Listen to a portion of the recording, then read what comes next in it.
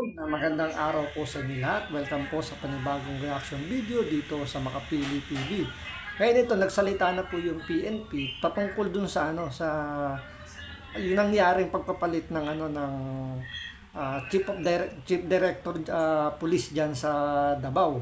So, 'di ba, naalala niyo na hindi pa, kumbaga sa loob na ng isang araw, 3 beses nagpalit ng tao. So hindi pa umiinit yung puwet nung ipinalit nilang chief director diyan sa Davao, pinalitan kagad. So ito yung naging dahilan daw kung bakit ganun yung nangyari. So ganun, ito rin yung dahilan kung yung bakit ito yung reason daw nila kung bakit tinanggal din lahat ng kapulisan o pinalitan lahat ng kapulisan, yung mga head dyan sa Davao. So ito, panoorin po natin itong balitan to. Pero kung hindi ka pa nakasubscribe sa Makapili TV, baka pwede naman makalambing sa inyo. Pakipindot naman yung subscribe button.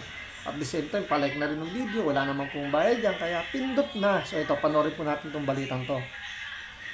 Sinabi po ng ating CPNP, si General Marbil, na binibigyan po niya ng poder ang mga regional directors na mamili po ng kanilang mga provincial directors, na mga chief of police na sa tingin po niya ay magagamit po at makakatulong sa programa. So this is not really limited sa Davao City.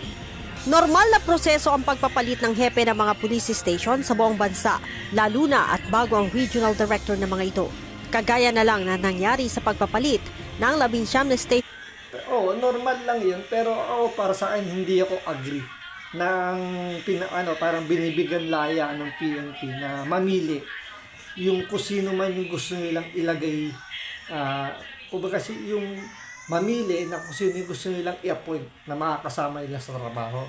Bakit ko nasabi yan? Kasi yung tinatawag nila dyan, yung familiarity sa trabaho, yan dapat yung iniiwasan nila eh.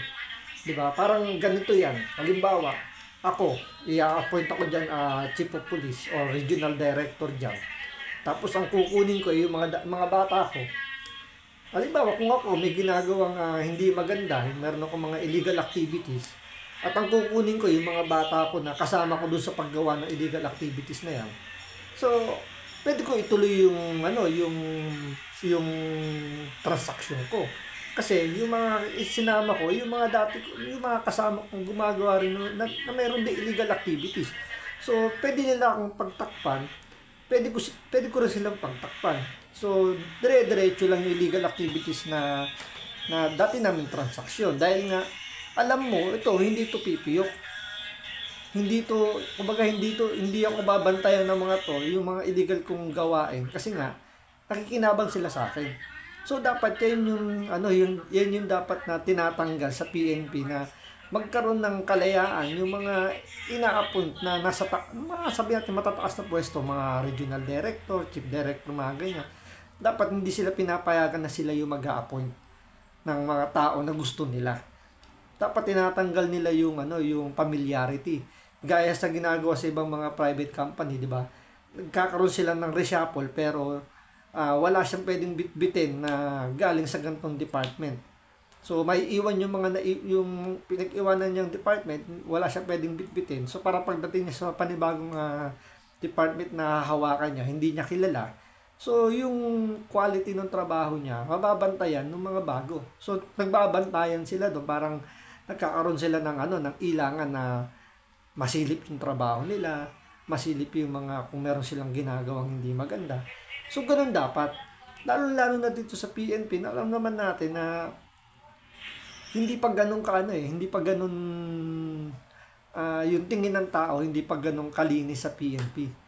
Na marami pa rin nag-iisip na basta PNP is nasasangkot sa mga illegal na activities. Marami pa rin ganun na ganun yung thinking kasi nga talagang nasanay or talagang maraming gumagawang ganyan. So, yung paglalagay nila ng kalayaan dito na mamili yung mga opisyal na kung sino yung i-appoint nila para sa, sabi nila, para daw matulungan daw sila na may patubad ng maayos yung kanilang mga programa. Parang sa akin hindi tama.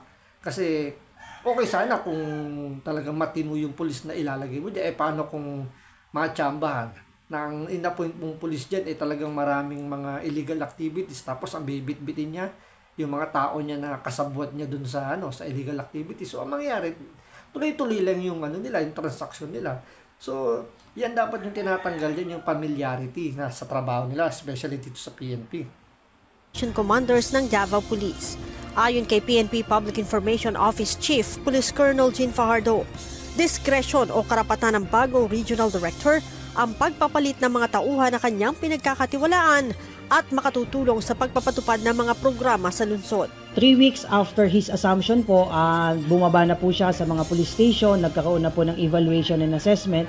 So he was given the discretion and authority to select kung sino po yung mga officers na sa tingin po niya ay makakatulong po niya para ilatag po at i-implement yung mga... Hindi nga rin gano'n yun eh. Halimbawa, ganito mangyari. Diba? Dahil familiarity na sila, kilala nila yung kanilang boss. Tingnan silang ganyan. Ako, pwede akong gumawa ng hindi maganda. Kasi alam ko, pwede akong paktakpan yung nasa taas. Kasi alam ko rin yung baho niya eh. So, kung hindi niya ako pagbibigyan dito sa gagawin ko, pwede ko siyang ilaglag. So, ang mangyayari, ito nasa taas, dahil nga alam na yung kaliskis, alam na yung mga karakas ng kanilang mga hasang, pababayaan na lang. Pagtatakpan pa niya yung kinakailangan. Dahil nga, may familiarity na sila eh. Alam na nila yung karakas ng isa't isa eh. Hindi kagaya ng halimbawa, galing Mindanao yung isa galing ng Luzon. So hindi sila magkakilala ng personal, siguro kilala lang nila dahil nga sa parehas sila ng rango, halimbawa gano'n. Pero yung sistema nila parehas magkaiba. So pwede silang mag-clash. So yun yung mas magandang mangyari kasi magkakaroon sila ng palitan ng new idea para mapaganda yung yung pamamalakad nila. Unlike nung etong taong to, kukunin niya yung mga dati niyang tao na alam yung kanyang karakas. So, pwede siyang hawakan sa liig at pwede niya rin hawakan sa liig itong mga taong to. Kaya nga nangyayari dyan, yung, di ba, nagtatakipan kapag nagkakaroon na ng problema. May mga times na yung inirereklamo, pinagtatakban ng head nila. Kaya nga nagagalit dyan si Rapi Tulfo. Kapag ganun yung nararamdaman ni Rapi Tulfo na pinagtatakpan yung inirereklamong pulis. Kasi nga, andun yung sinasabi nga na pinoprotektahan na siya nung kanyang head kasi nga pwedeng kumanta to at ilaglag to nasa yung official niya. Kaya yun dapat yung tanggalin diyan, hindi yung para kaya kumuha para maging katulong niya sa pagpapaganda. Ang nangyayari diyan tinetake as advantage siya ng mga ng mga gumagawa ng hindi maganda kasi nga hawak nila sa liig yung kanilang mga kasamahan diyan. Mga programang Itinanggi din ni Colonel Fajardo na may bahid ng politika ang ilang ulit na pagpapalit ng direktor ng Davao City Police. Tulad yan, itatanggi nila na may bahid politika daw yun. Pero may aalis mo ba sa mga taga Davao na ganun yung mangyayari? Oo, siguro sa mga hindi taga Davao, iisipin hindi yan politika. Pero sa mga taga Davao, yan yung nila, yan yung magiging pananaw nila na biruin nyo, wala pang sa loob ng isang araw, 3 beses nagpalit ng chief director dyan. Tapos lahat ng PNP commander dyan pinagtatanggal. Pinalitan uli ng bago. Ang nag-appoint yung papalit na kumbaga pinagbigyan ng PNP na pumili lang kung sino yung mga magiging makakatulong niya. 'Di ba parang lokohin yung lelang yung panot, nasasabihin yung walang politika. Oo, siguro madaling sabihin sa inyo na walang politika yan. Pero pwede nyo bang kumbaga pwede nyo bang sabihin nyo yung mga tao na hindi, walang politika dyan, na paniwalaan kagad nila yan. Di ba? Siyempre hindi. Natural. Lahat yan iisipin, kahit nga media, mga vlogger, iisipin yan, politika yan. Kaya nyo nilalagay dyan yung mga malalapit sa administrasyon, para ma-monitor yung mga Duterte, yung mga galawan nila dyan. So parang tinitake nyo na dyan as baka binabantayan nyo yung galaw ng Duterte dahil nga mag-i-election na. So dahil nga dun sa pag-announce nga ni BP Sara dyan na tatakbo nga yung 3 Duterte sa Senado. So binabantayan na yung galaw ng mga Duterte para paano. Kasi ramdam nila, dehado sila. Pag tumakbo sa manalong senador, yung 3 Duterte, tagilid yung administrasyon natin.